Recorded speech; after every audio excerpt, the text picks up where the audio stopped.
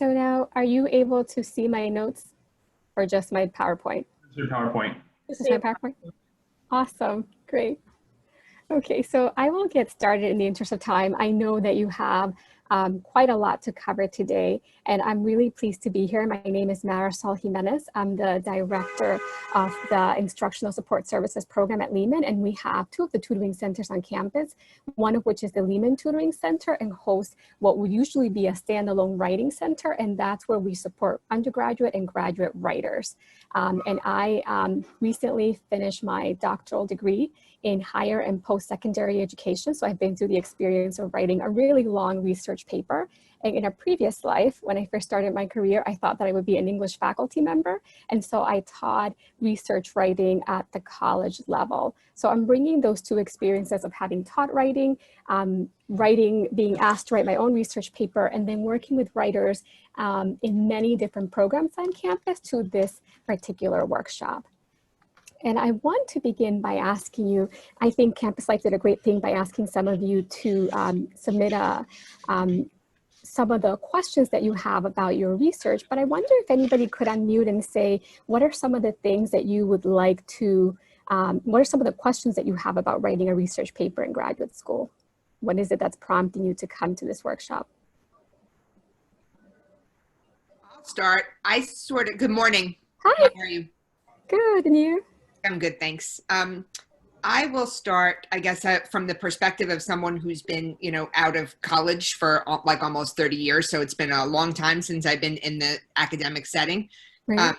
And I sort of feel a little bit like, where do I even start with this? I have my question, like my research question approved, but it's kind of like, where to go?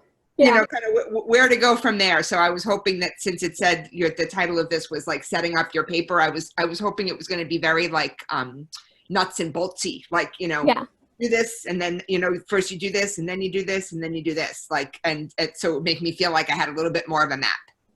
I kind of do that, and I also do think that the later presenters will cover a lot of nuts and bolts that are important that I don't cover. There's a chunk of my presentation in the middle about sources that where it would have been, after preparing my presentation, I realized, wow, it would have been great to insert the library here and then have me come back in. But you will get the nuts and bolts in the full scope of the day, if not in this workshop. That's cool. I'm here for the duration. I took the whole day off. So, Yay. Okay, great. Thank you. Anyone else? Hi, good morning, Marisol. Hi, it's good to see you.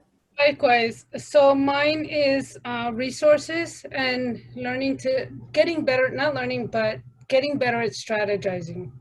Okay. I definitely like those two motivations for being here. And I will say that as I'm going through a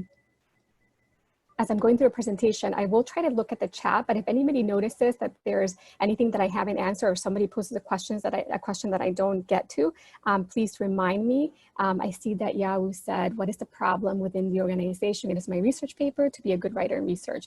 Okay, so I am gonna take actually a paper about a particular kind of organizations to take you through the process of setting up a research study and actually carrying it out, narrowing the topic. I have less information about that, to be brutally honest, about narrowing the topic, because my understanding from Suzette was that most people already had a topic, but I will begin with how you do that. So I'll begin chronologically, essentially. And so there are many reasons why writing matters in graduate school, but one of the primary reasons is that there's a difference in how you're expected to be as a student than you were as an undergraduate student. So I'm trying to move this chat out of the way. So graduate education really is about preparing writers who can look at current research about a topic that they care about and understand whether that topic was studied in a way that makes sense or whether there was something missing in the way that that topic was studied. And so you're usually researching something that you say is of particular importance and that you justify why it is important. And you are going to propose or analyze a topic looking looking at how it has been studied in terms of the research design and the methods. So for example, has something been studied through a through survey research, for example, but you feel like this topic should really be studied through interviews of the people who have been surveyed, because we get to know more about this issue. You're going to be able really to critique and say, based on what you're asked, well, we have understood this topic in this manner, but here's how I think we should understand it, or here's what remains to be known. And you're going to be able to show that you understand theory in the field, or an explanation about why something occurs. And many of you are in the MSOL program, so you might be looking at behavior in organizations. And your goal might be to understand what happens in certain organizations, and to explain or to propose why you think something happens in particular ways in organizations. And ultimately, you're being asked to contribute to knowledge in your field. And I think that's the key distinction, that in writing in your undergraduate experience, you're usually being asked to summarize, to do some critique, but writing at the graduate level, you're being asked to show what you could contribute to the field. You're being asked to enter as an equal to the faculty members that are teaching you in class. And they're teaching you the methods by which you can create knowledge and become part of an academic community. And I want to foreground this by saying that what it means to write and to be part of an academic community is different in different disciplines. So primarily, I'm going to be talking about writing in the social sciences, because I know that I think one person is from social work, but most of you are in the master's in organizational leadership, and you're in a social science field. So oddly about writing in the social sciences. But because there are differences, I think in your programs and the papers that you're writing, I'm going to speak generally and then offer you a suggestion at the end for how you can get specific help with your own paper and the approach that you're taking to your research paper. So joining the conversation as a scholar in graduate school takes place, sorry everybody, so it takes place in multiple ways, through conferences, through publications. You're also going to really be joining the conversation primarily by writing in your class. And so I want you to think of writing as a process of discovery and as a visual and tangible way to show the hours that you've spent learning and exploring a topic. If any of you attended New York City public schools, then the idea of seeing writing as a process is not new, because that's really the way that high schools, middle schools, and elementary schools are teaching children how to write.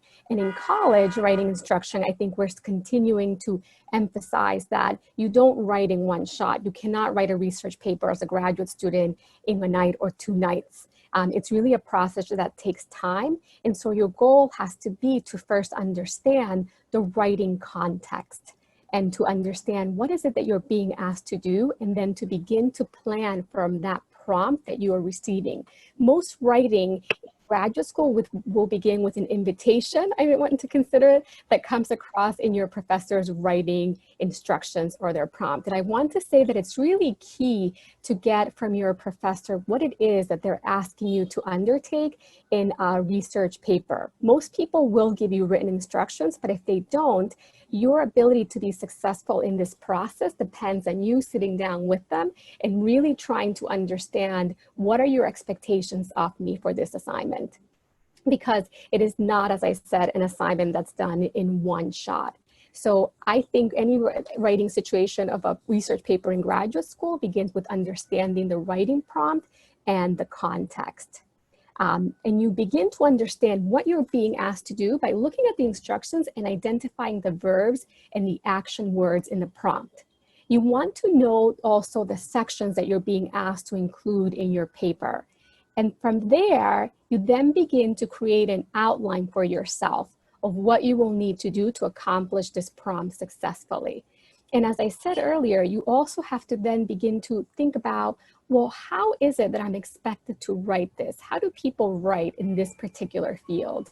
And I have found it useful to ask faculty members for examples of papers that others have written. And I want to make it clear that I'm not doing it because I want to copy the ideas, but because I want to know how to structure the writing. I want to also perhaps see papers that the professor has written, to see, because that will also introduce you to how writing takes place in their field, even if at a more sophisticated level. I might also ask classmates who have completed this class. I know a lot of people in the MSOL also work at Lehman and might know colleagues who've completed the program.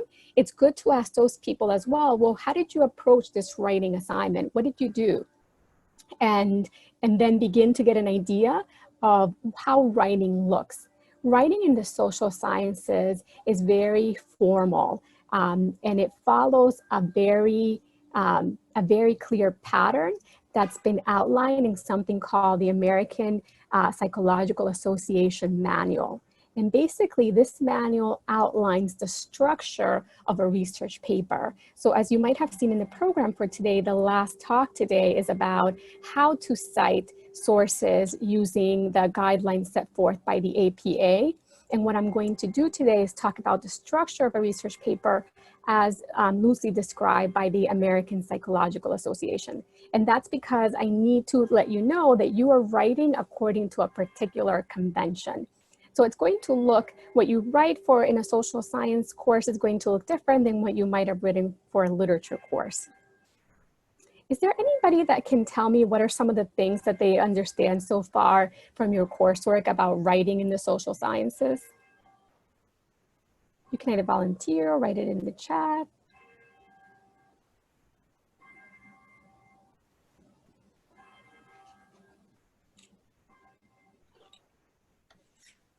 Anyone?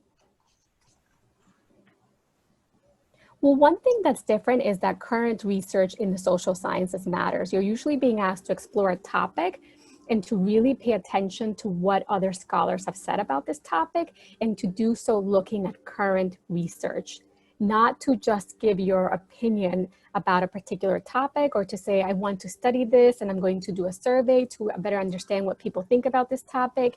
Instead, your writing has to be framed in light of a larger conversation about the topic that you're exploring. So in this workshop, I'm going to give you, as I said, an introduction to how to do that, looking at a writing prompt and then seeing how someone might approach the prompt. Can someone read this prompt aloud? Could I have a volunteer? And I can't see everybody, so if you're interested, okay, Michelle, thank you. Sorry. Practice understanding the prompt.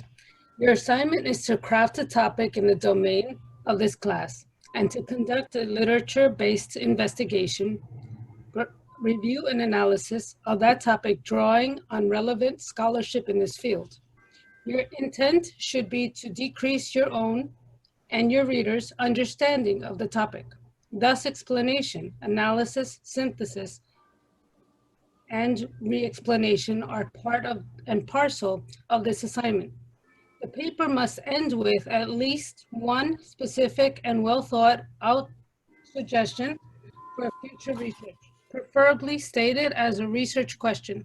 Explain your reason for highlighting this future research question relative to the research you report in the paper. Where does this substantiated knowledge about this topic end? So if we look at this writing prompt and we try to identify the verbs, the action words that we are being asked to take, can you write in the chat what are some of those words? Try to think about the one word action verbs that are in this prompt. And everybody can take a minute to participate.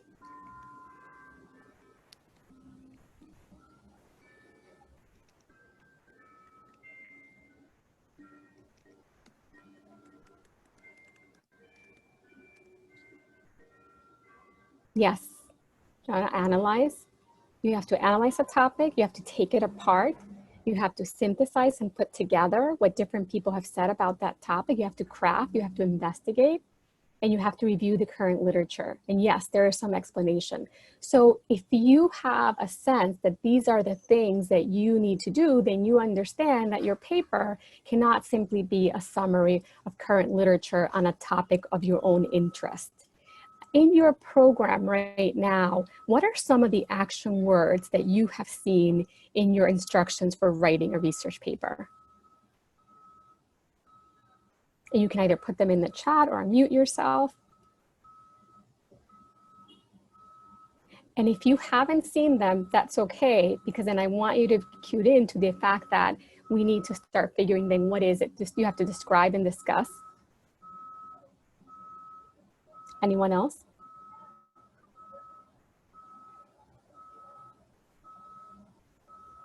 So research, Ginger, I might not, that is a good precursor to the whole thing that you need to do to take a research problem. You have to find a problem. So basically I would say you're being asked to find a problem, research that problem, describe what it is, and then have a discussion about what's known about that problem. Good.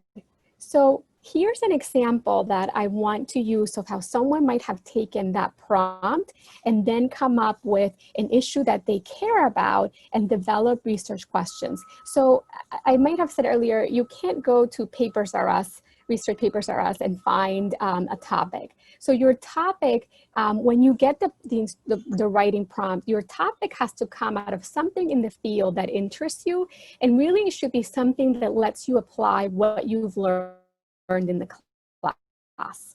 So if you're learning about the management of organizations, your paper could be about how to motivate, and it has to be something that's within the scope of what can be studied using what you've learned in the class. And that involves doing extensive research to try to figure out, if you don't know where to go, where are you willing to spend hours? What's the topic that you're willing to spend time delving into? And the research questions that I'm sharing you come from Althea Ford, who some of you, if you're at Lehman, may know. She's the director of academic programs. And these questions come out of her having received instructions for her doctoral dissertation, which is the paper that you write when you're completing doctoral studies. And it's a more involved writing process than writing at the master's level, a culminating research project. But this is an example of someone who took a topic that was meaningful to them and how they then develop research questions around that topic.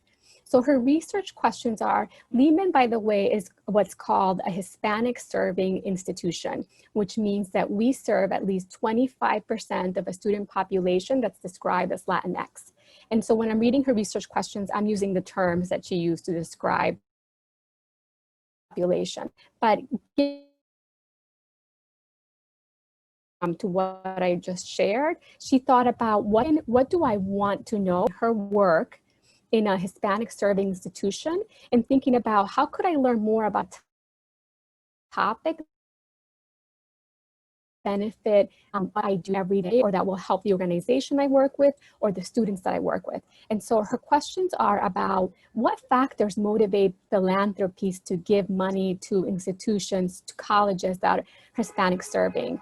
How does that identity, if a college is a Hispanic serving institution, does that specifically influence a foundation to give money to that college? And what characteristics of those institutions that help people, that help foundations and philanthropies decide that they're going to give to particular institutions and not others?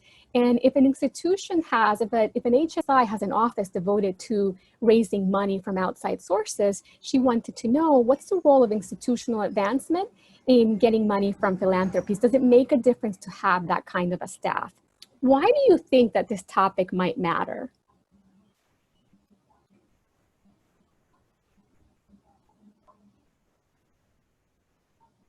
Anyone, you all attend an HSI. So what are some things about Lehman that make you think that it might be important for someone to understand how Lehman can gain more money from philanthropies?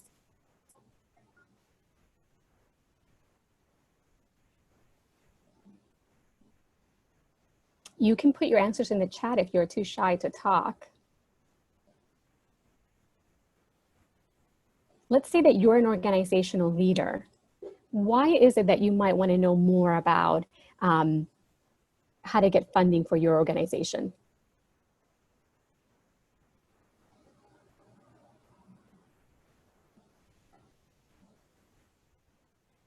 Well, in her particular, is someone getting to, I just heard Jennifer? Hello? Yes, hi. I was actually going to say, how are you? Good. I was actually going to say, the reason why you would want like more money for your organization and you would want to do more research, well, to get more funding would be also because I want to make sure that my institution has enough funding so I'm able to secure that everybody's going to get a good education from it and they're going to learn and get the best quality materials and everything that they need to further enhance their development. That is exactly right. That's what she was thinking. She thought, I have to do this research paper, but I want to use this research paper to explore something that I really care about, which is the kind of experiences that we give to students at Lehman. And how can I help Lehman gain additional funding that will improve students' experiences? And yes, Michelle, she wanted to figure out, how can I help Lehman grow? How is it? Yes, we have a very low, some of our students are low income. And we don't have what's called a big endowment, and that's money that people give to Lehman just so that they can spend it however they see fit. So all of those reasons were reasons why she just decided to study this topic. So while I cannot tell you what topic to study, I personally studied teaching at Hispanic serving institutions because I wanted to learn. If students come to Lehman and we are an HSI, what should their teaching look like the teaching at a predominantly white institution? Does it make a difference the way that the students are taught? It definitely does.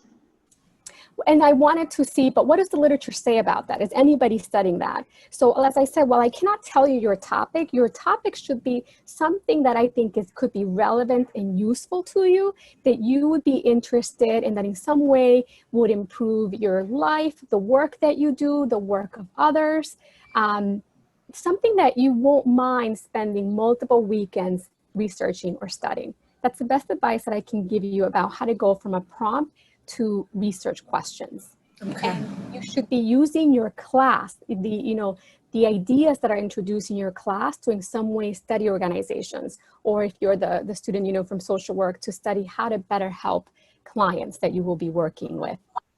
So from this prompt, then she had to think about, now I want to know more about why philanthropies give to HSIs, and she needed to start gathering her sources, which is going to be the topic addressed next by the library staff. And here, though, she wanted to think about, well, how am I going to study this topic? Am I going to read? There's not enough literature about giving to HSIs because, first of all, they're fairly new colleges. There are not that many philanthropies that are explicitly giving only to HSIs. So she decided that she was going to read about this topic first and understand the history of philanthropies giving in general to colleges in the United States, and then design a study to learn more about why philanthropies give specifically to Hispanic serving institutions. So that meant looking at the literature, using what she learned in research design courses. And I'm sure that your coursework is addressing, how do you conduct research? How do you gather resources? And if this is something that you feel like you haven't gotten, this is the place where you have to bring in the librarians. And at Lehman, we're fortunate that while we are not on campus, we can chat with a librarian 24/7. Either they're Lehman librarians or librarians that have been contracted to be available, and you can work with them at any time of the day to say, I'm interested in this topic. I now need to gather more sources. How can I do that? And this is what's happening if we're moving in the writing process from understanding the writing prompt to looking at next gathering your sources. This is what's happening at this space. And you're deciding, am I looking just at the literature or am I going to conduct my own research study to find out more about this? And so you're going to be reading a lot. And when you're reading, it is really easy to get lost and to get sidetracked from what's the goal? What is it that you're trying to answer in your research question? So you want to read very specifically. And you also want to read very specifically because you're being asked at the graduate level to use scholarly sources that are published in peer-reviewed journals. That means that you're not reporting things in magazines. You are reporting articles that a professor has submitted to a journal and that their peers have reviewed and said, yes, this should be published in this field. And articles in those journals are structured in such a way that you are paying careful attention to the headings so that you're not spending all your time reading every single article. Instead, you are scanning particular parts to determine if you're going to read an article in depth, if it makes sense to read it, given what you've said is your research topic and your research questions. So that entails looking at the abstract, which appears at the beginning of a paper. And that's usually a paragraph or 2 paragraphs that gives you a broad overview of the topic.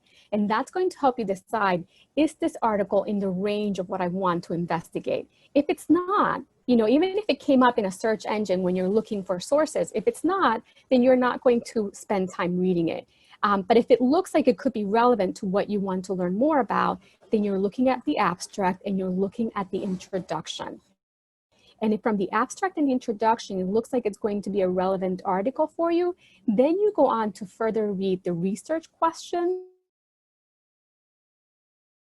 the methods, and the conclusion. This way, you're reading the parts of the article that are really going to tell you the relevance of the article and what you need to know. First of all, did they study a research, did they design a study with a research question similar to your research question, and what did they find? Now, you may find some articles that are not about a particular research project. They may be more theoretical. They may be trying to explain how a phenomenon occurs. And those articles are usually going to be structured a little bit differently. They're going to contain some background information about the topic, a critique of the existing literature. And the methods section in particular can help you figure out if an article is an empirical article that's reporting on a research study, or if it's a theoretical article that's telling you an explanation of a phenomenon. Are there questions so far about this reading strategy? I think my question is not necessarily about the reading strategy, but about finding sources in general. Mm-hmm. Like, how would you go about finding sources for, say I'm doing a research and my topic is not widely explored. Mm-hmm. What advice would you give me in that case? So the best advice is going to be given to you by the librarians in the next workshop, but I would look for keywords about your topic and I would search according to those keywords. And if you attended the previous workshop, you may know that perhaps is just one approach looking at sources, but that's generally how I begin. And I look at related literature. I also ask faculty members. I use Google Scholar and I see if I type in this, what are the related searches that come up? And so Dijon, I hope I'm not mispronouncing your name. You said there's always been a concern about whether you need to read the entire paper. You don't. That's why you're first reading the abstract and the introduction, because you want to know, is this relevant for me? And if it's relevant, then you're looking more deeply at particular parts that I suggested here, the research question, the methods, the finding, the conclusion. If you are doing something like you want to replicate a study that you read, then you may want to read the paper in its entirety because you want to have an even deeper understanding than what you gain from skimming the paper. But I'm encouraging you here to review the paper strategically so that you are getting what you really need to know about the literature. And I say this because the research articles are very lengthy and you can get caught up in an article that's really not relevant to you, which is why you want to keep in mind reading these sections first before determining if you read it further. And then you said, when will the cutoff be? You mean the cutoff for, can you tell me more about what you mean by that? Yes, I had always wanted to know, like, what you basically just explain it, when to not read further and to know that this is enough or this is not the information I'm looking for. It's interesting, but it's not really relevant to your topic. Your topic has to be your North Star. And if something is, you know, maybe you want to use it, I would keep it in your back pocket, keep it, save it, but save it in a different folder on your computer so that you know maybe related, but it's not directly about my topic. Because you will find a lot and you will get lost in what you find. So you always have to be conscious of what's my topic, what do I really need to know about this topic. And just a second, everyone, there's a lag between when I press return and when it actually changes on screen. So as you read and you research, you're taking notes. And when I taught this class in the late 90s, I hate to say that, I was teaching students to take notes on what is it called, an index card. But I'm not suggesting that anymore. I'm suggesting that you take notes in what I'll explain later, but what's called either a document or new citation management software. So what information should you be recording as you take notes? You can type it in the chat. You can speak and unmute yourself.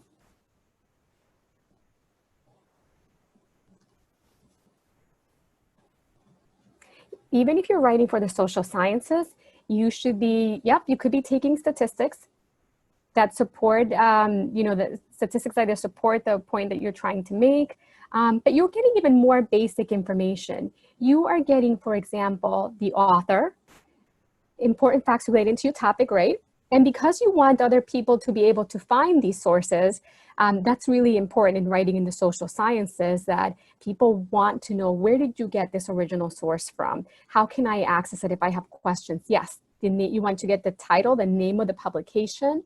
You want to also write down really quickly, what's the main point that's being made in this article? What's the thesis?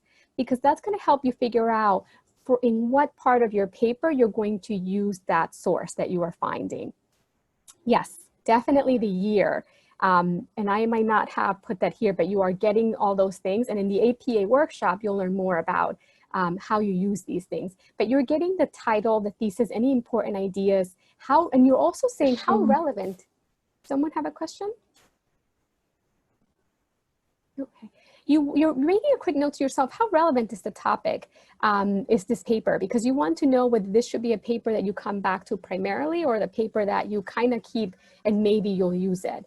You're gathering sources before you've even written the paper, so you're actually not sure yet of what you'll use. And you also want to see, what are the limitations of this study that you are reading about? Is there something that they didn't cover or didn't address, but that you think needs to be addressed, because your own work could address those limitations?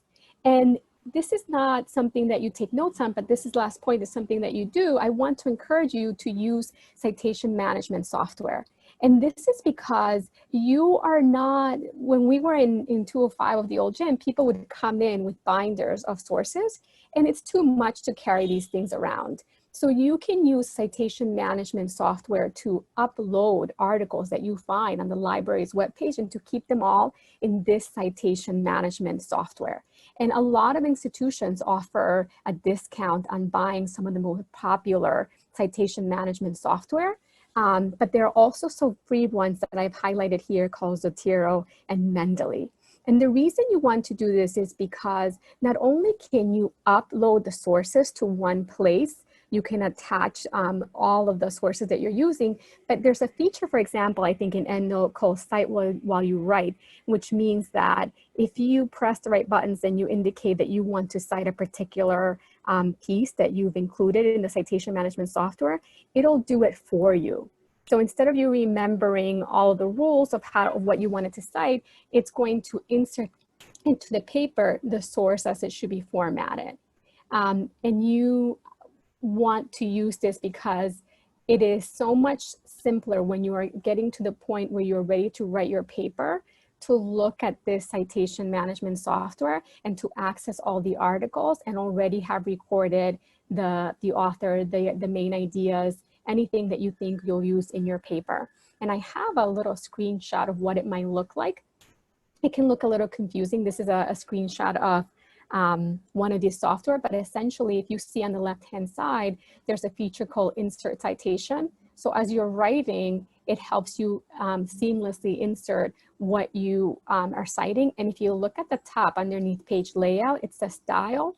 You can specify what citation style you're using. So your professor might have told you, use Chicago, use the American Psychological Association. And if you specify what citation style you're using, then the program will start to format it to include the details that are required by that citation style.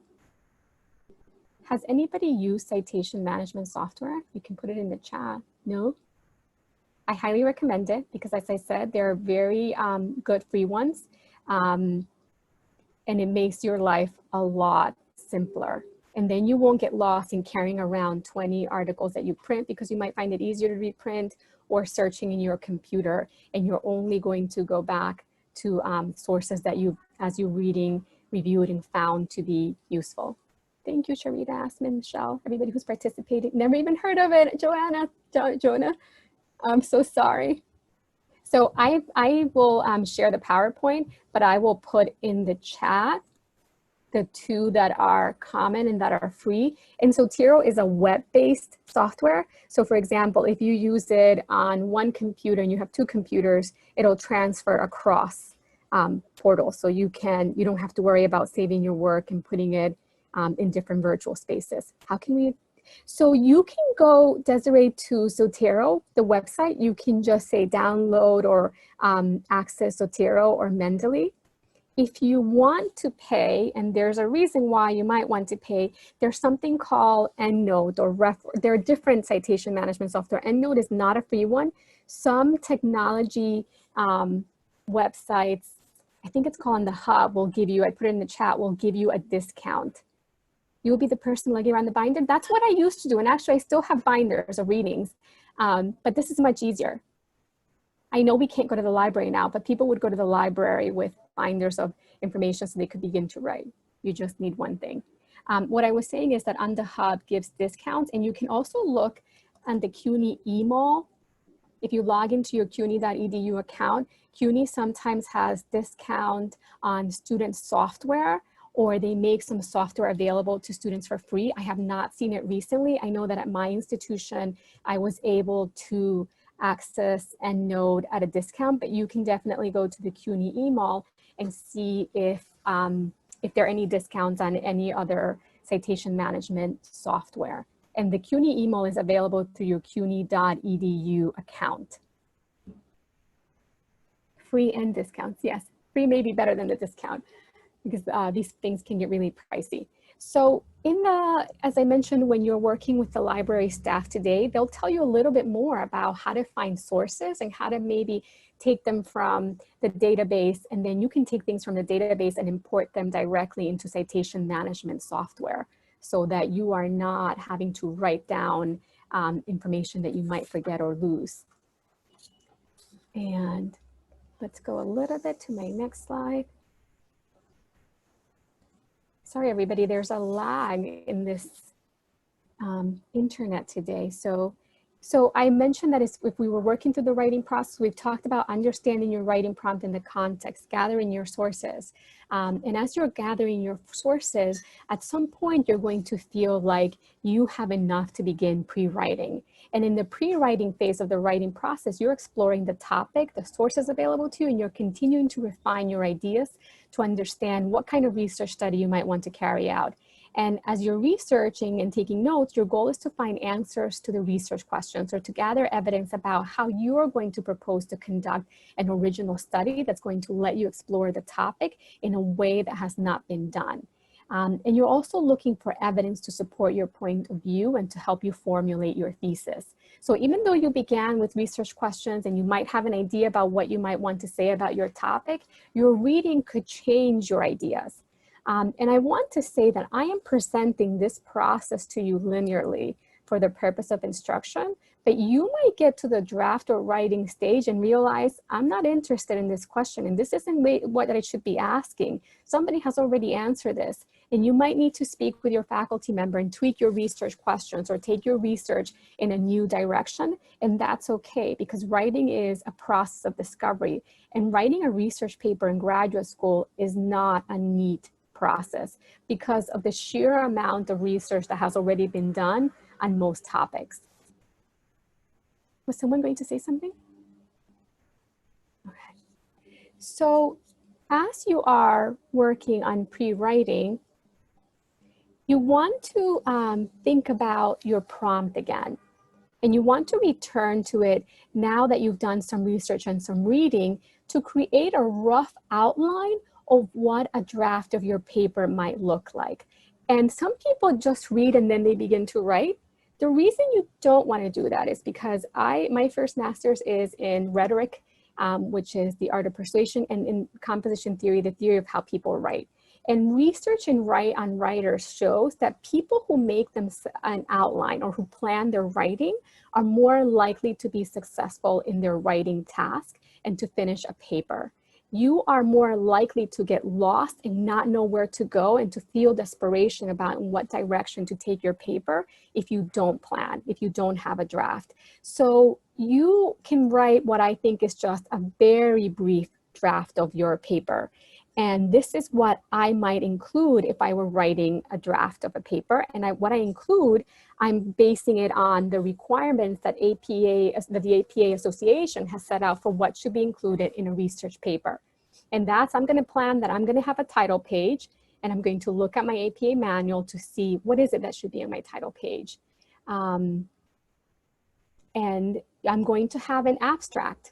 You don't have to write your abstract yet, but you're planning that you will have one. And your abstract might be the last thing that you write. And that's because the abstract is supposed to be a brief summary of what the paper was about and what you found.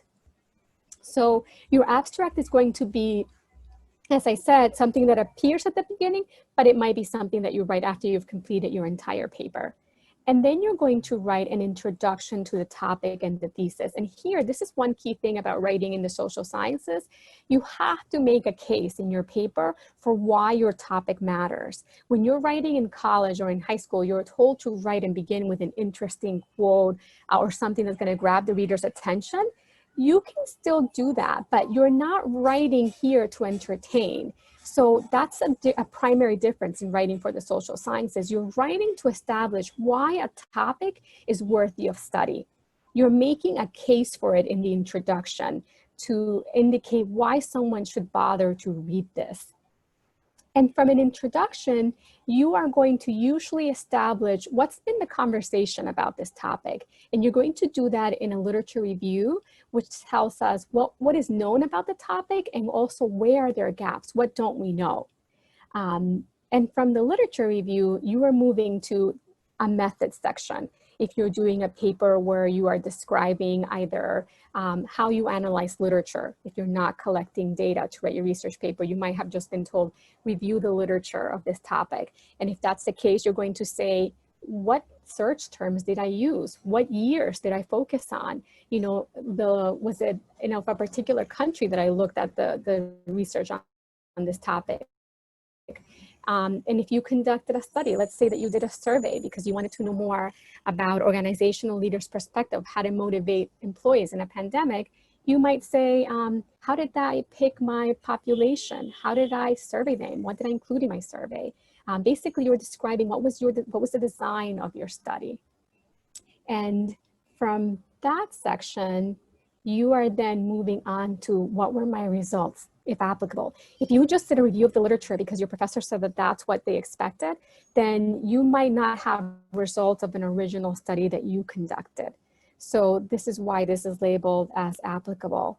And then you're going to have a discussion, which is how you show your understanding of everything that you learned, or what do you think we need to consider again that has not been considered. So these are the main parts that usually appear in a social science research paper. But I always want to return to the idea that you should ask your professor, what are the parts that you expect in this paper? Do you want me to follow the APA manual precisely, or are there different sections that you want me to include, or is there something that I can omit? How many of you have this kind of guideline so far about your paper? You can put in the chat, yes, no.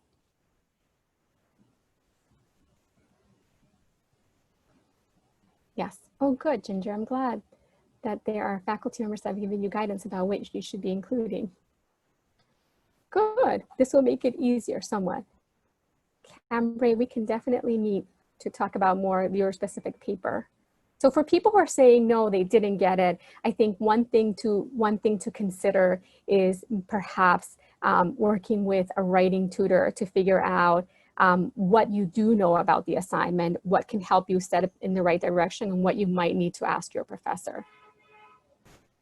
Yes, There are quite a few people that say you have some idea, but you need clarity, and that is perfectly fine. One of the goals of this workshop is to help you understand that some things you will not get clarity on until you speak to the professor and you really make them articulate what it is that you want. Because if you come to the writing center, we can work with you on giving you a general guideline, but ultimately you're going to be graded by the standards set by your professor for the class. And so you really want to understand what their specific expectations are. So I want to now take a look at what, I'm going to skip the title page in the abstract because those are simple pieces that you can find information about how to include those in your paper using the APA citation style guide, which is available through the library, by the way, and it is available online. And there are different online writing labs that have information about those parts and what it looks like. And at the end of this presentation, I've included a link to sample research papers that you can look at. But I want to talk about the introduction. And oh, I forgot, I put the references as the final part, which you'll talk about in the APA workshop later this afternoon.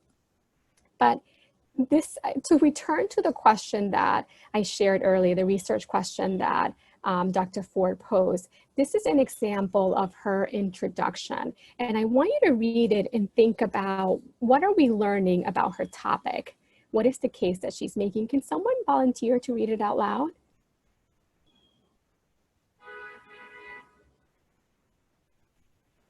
Sure, I will. Go ahead. Introduction. According to the U.S. Census in 2018, it is projected that during the next 4 decades, the Hispanic population will more than double. As a result, the number of Hispanic students pursuing higher education will increase. In view of such data, Hispanic serving institutions, HSIs, have become central in increasing Latino access to college and improving their social mobility. The growth of the Hispanic population has significant implications for the United States, insofar as educating the Hispanic population is critical for meeting national economic goals and maintaining global competitiveness. So what are we learning about her topic? What is she telling us about her topic in the introduction?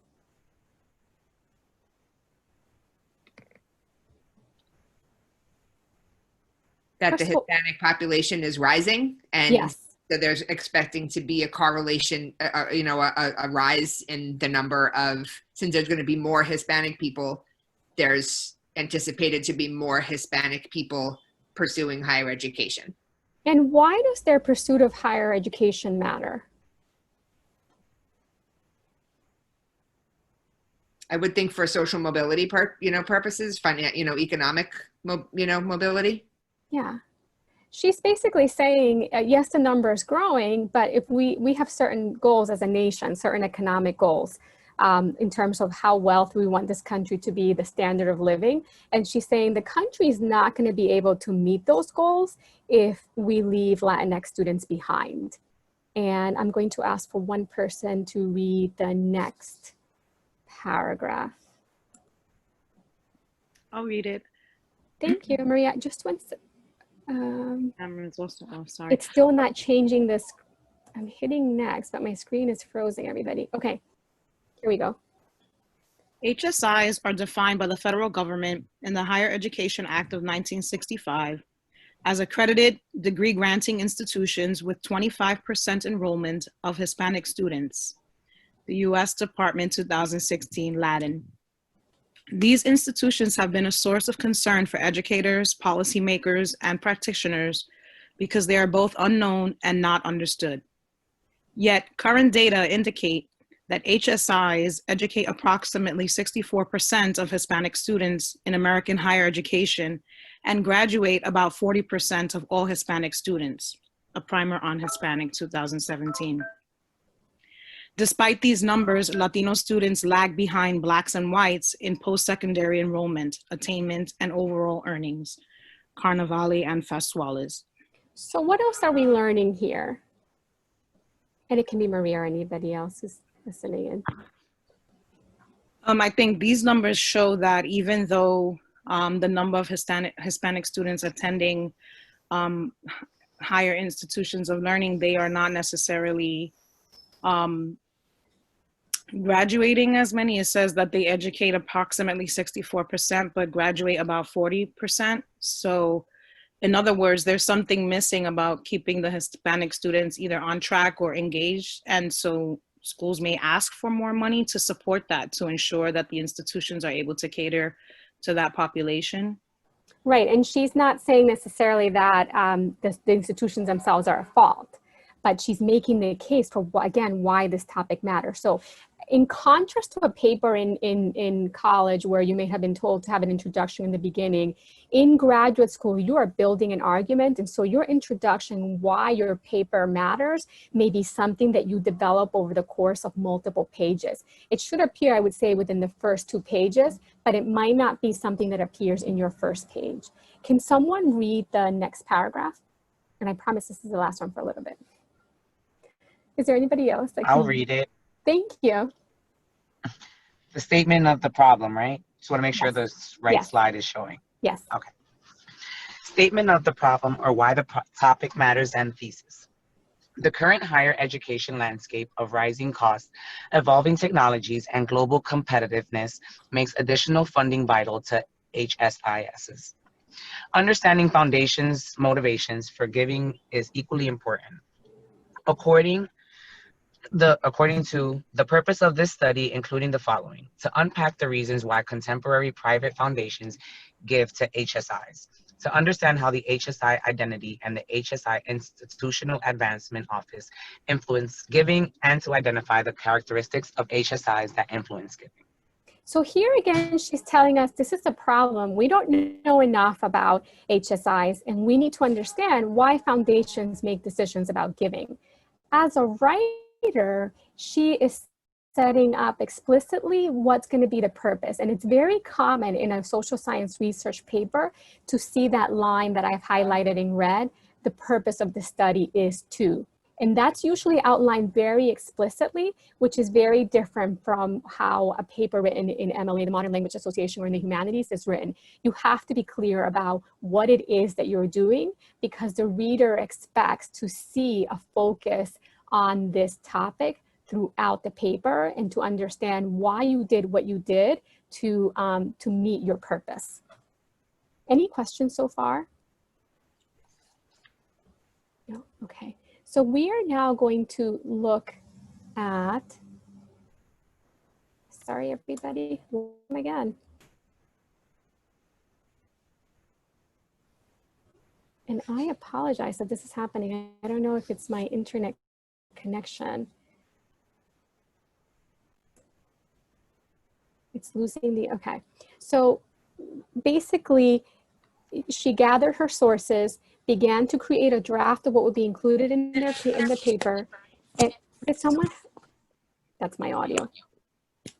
Sorry, everybody. I hope that goes away. So she then moved on to the, in the actual research paper. Once you have your introduction, the statement of the problem, why it matters, your research questions, you then move on to the literature review. And this is where you establish what others have said about the topic and what's missing from the present literature on the topic. And often you have to review quite a lot to be able to write this. And this is what the literature review is, what really reflects the time and preparation that you have spent constructing your argument. Because this is basically your setup of not only after why you've established why the topic matters, this is your setup of why you understand the topic in a particular way. And what's included in the literature review has to be presented in a way that's going to make sense to the reader. And these are the 3 common ways that you can present the literature review.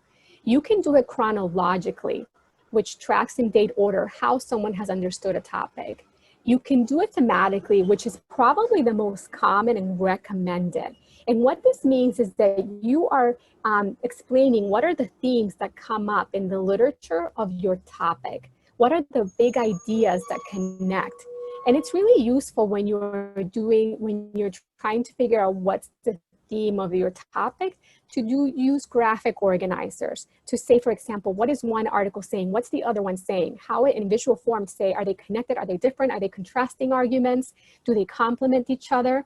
And the third way to present your literature review is through a debate, which summarizes the different points of view through which a topic has been discussed. And I'm going to give you next an example of how in that paper, the writer did 2 of these. And I will say that in general, I would pick one organizing principle to present your literature in. I wouldn't do a combination of chronological or thematic unless it makes sense given your topic. What you are trying not to do in graduate school, however, is to say, author A did this, author B did this, author C did this in list form, because the expectation is that you are writing to show a broad understanding of a topic, not that you're merely summarizing. You are writing to understand a conversation about an issue. And this is something, you know, when we are relaying a story to, let's say, to someone about what happened at work, we do these things. We tell what happened chronologically, or we tell what happened thematically. And now this is an opportunity to do it as if you know the people who wrote these articles that you're using, or these books that you're using for your sources. So this is a lengthy one. I'm going to read this one. As I read it, I want you to pay attention to what's the principle of how she organized this. Is this organized chronologically, or is this organized thematically, or in terms of a debate? And tell me what lets you identify that this is the way they organize the literature review. Since the first bequest of funds to the colonies for the forming of colonial colleges, philanthropy has played a key role in American higher education. Early giving by philanthropists in support of the colonial colleges varied as giving ranged from books to buildings. So originally people only gave to colleges books or buildings, not money. As America became a nation and its economy grew, those who earned their fortunes from the business sector took an interest in the under-resourced higher education sector, resulting in a notable shift to a more secular focus on science and technological education. There's a lot to unpack here, but basically it's saying that as the nation grew, people who were wealthy decided that higher education institutions don't have a lot of money. Let's give to them so that they can improve the science and technological education that they offer, so we can continue to advance as a nation. More than 80% of gifts of $50,000 or more in the 19th century were given by people whose wealth came from business activities.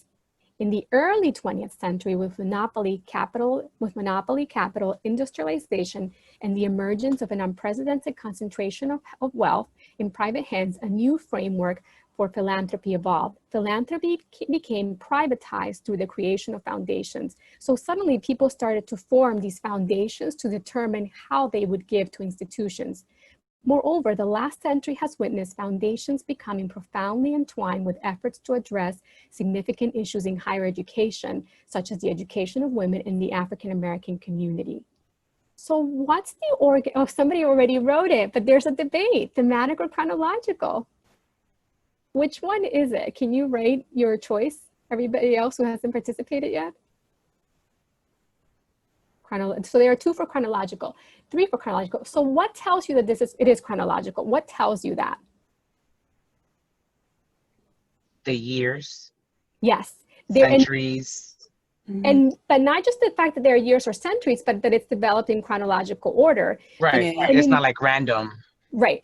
And there's a lot of keywords like first, last, early. Like those are like keywords are saying, well, it's starting from one point and ending up in another point. Yes, and for this topic, it matters, right? Because she's saying now people give money, but we have to understand that that's not how it happened when philanthropies first began to give money to colleges. Why did it change? Why is it that these foundations are suddenly interested in giving to certain kinds of institutions? Now, this is another part of that research paper that I'm going to put up next, and I'm going to ask you again, what is the organizing structure for that part of the literature review? And everybody, I have to apologize. Every time I hit enter, it takes almost a minute for the slide to shift over to the next one. Okay. Can someone read this, or do you want me to read? Okay, if no one reads, I'll read.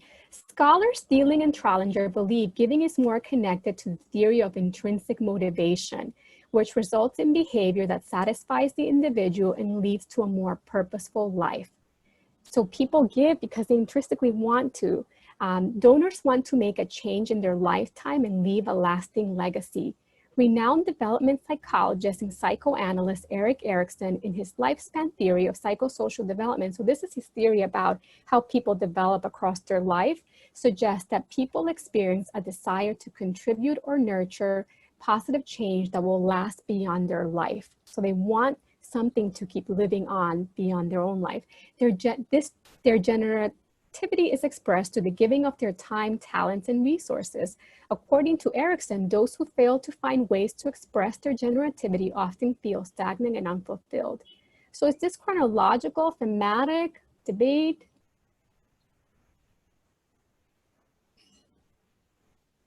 Is there anything about dates here? It's thematic. I mean, there are dates, but it's not, the purpose isn't the date, it's more of the theme of the intrinsic motivation. Yes, the intrinsic motivation, the life give, you know, that in the span of people's life, they reach a stage where they want to give.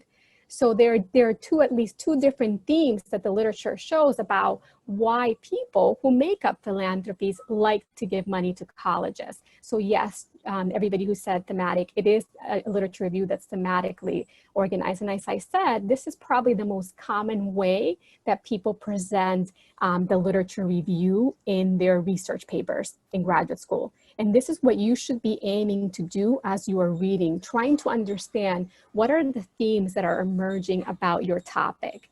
And you may need to do this with someone. This may be that you take your paper to the writing center and you show the tutor, this is what I read here. And you might want to pick specific sections and say, this is what I think is happening. Would you agree? They might not be an expert on your topic, but they might be able to say, I'm reading it the same way, or no, I'm not reading. Did you notice these words? I think this is what's happening. Or you can share with a classmate or your professor. I think this is one of the hardest things you can do after entering a conversation that you are exploring because you want to learn about it, but not because you're familiar with it. Learn about how to enter the conversation.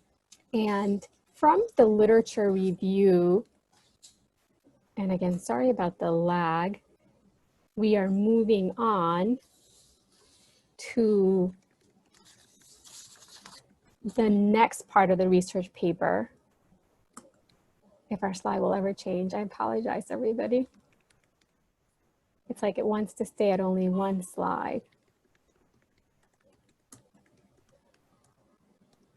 Okay, so we are moving on. So in your paper, if you think back to the outline that we created, from your literature review, you're moving to your methods. And there are multiple ways that you could approach your methods section depending on what kind of paper you are writing. But basically, if you're writing a review of literature overall and you're just reporting what people have said about a topic, you can use this method to describe how you did your research. What were the key words that you looked? What years did you focus your research on? What were the search engines that you used to look for information on this topic?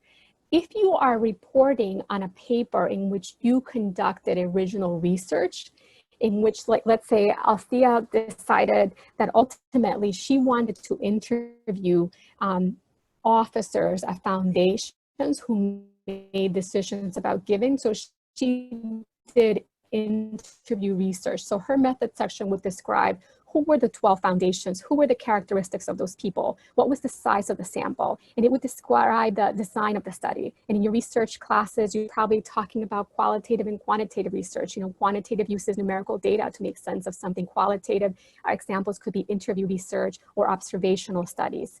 And again, it can also just be how you review the literature. So I don't have a specific example of those because what this looks like will really depend on your study. But are there any questions so far about methods section?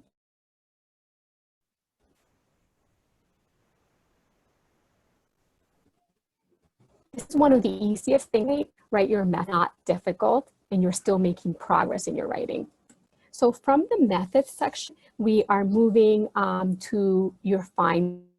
So you've set in the methods, how you set to carry out your study or what you set out to explore. You next are going to explain what your findings are. And again, I apologize for the lag. The findings report your results. And again, how this looks depends on your study. And I think it's best to work with your professor to see their expectations for this section and what is it that they want you to include in this particular section. In the APA manual, you will find information about what's typically included here, but you want to know specifically their preference for this.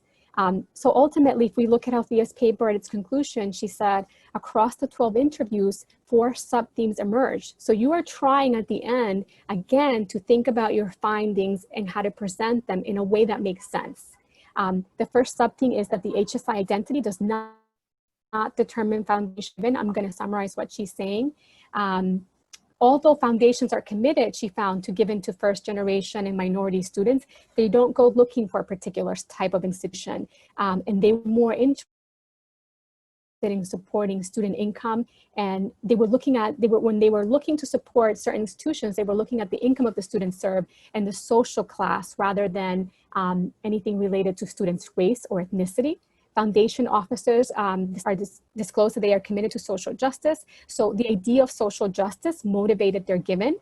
And this did correlate with minority and race identity, but that they didn't say that that's the reason why they were given.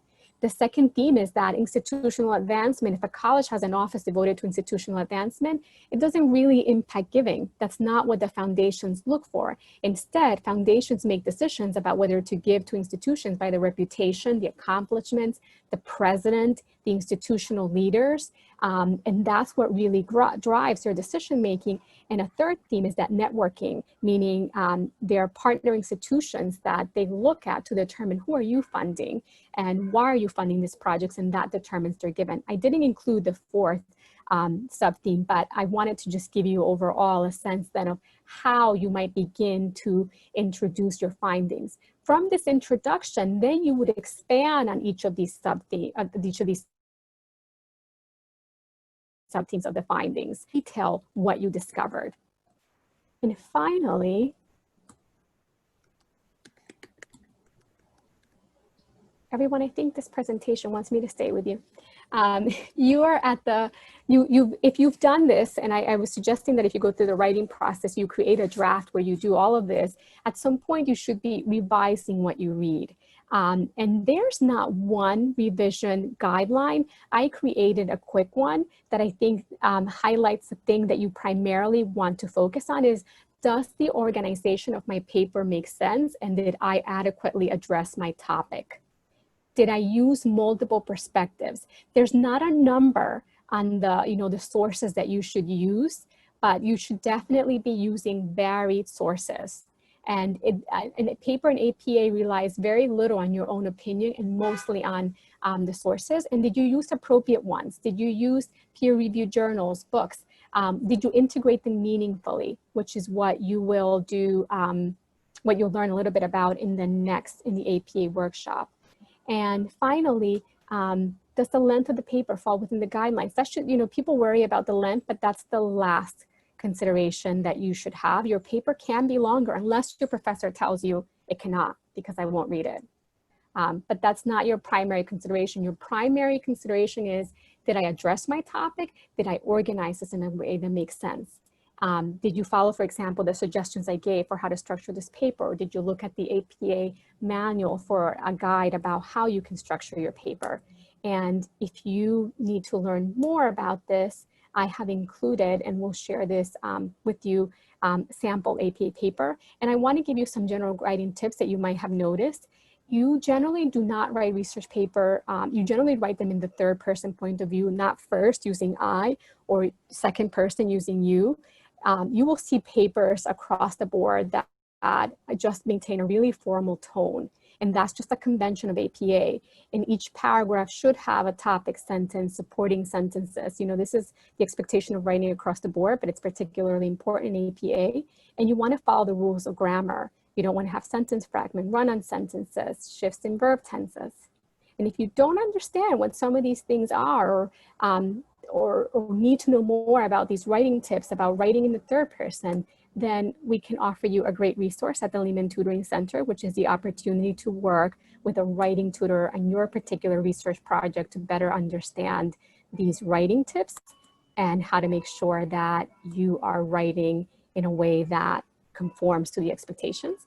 And then when you get this presentation, you'll be able to see 2 sample research papers. They're shorter than what you probably have to write, but they're formatted with not only the content, but what the writer is doing. So for example, it says method, so that you know what the method section is, and it defines what happens in a method section. So I am glad to have had the opportunity to present to you today. I hope